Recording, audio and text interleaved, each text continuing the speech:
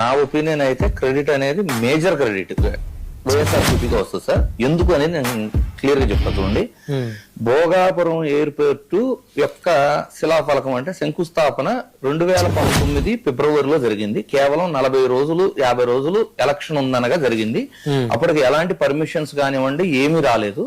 So YSRCP అధికారంలోకి వచ్చిన తర్వాత ఇంకోటి గుర్తుపెట్టుకోవాలి ఏంటంటే అసలు ఈ జిఎంఆర్ కి శాంక్షన్ ఎల్ఓఏ కానివ్వండి ఆ టెండర్ లో వాళ్ళు పార్టిసిపేట్ చేసి వాళ్ళు దక్కించుకున్న కూడా 2020లో అంటే జిఎంఆర్ ఎంటర్ అయింది 2020లో. ఇంకొక విషయం గుర్తుపెట్టుకోవాల్సింది ఏంటంటే ఇది పీపీపీ మోడల్లో డెవలప్ చేస్తున్న పోర్ట్. ఈ పీపీపీ మోడల్లో జరిగేటప్పుడు అసలు ప్రభుత్వం యొక్క రోల్ ఏంటి ఇందులో?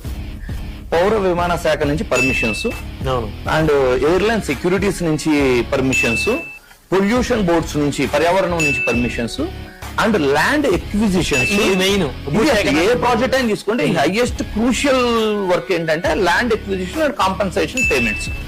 సో ల్యాండ్ ఎక్విజిషన్స్ అండ్ ఈ ల్యాండ్స్ లో ఏదన్నా భూ వివాదాలు ఉంటే కోర్టు క్లియరెన్స్లు. పీపీపీ మోడల్ లో పెట్టుబడి కానివ్వండి కన్స్ట్రక్షన్ కానివ్వండి ఇవన్నీ కూడా జిఎంఆర్ చూసుకుంటది.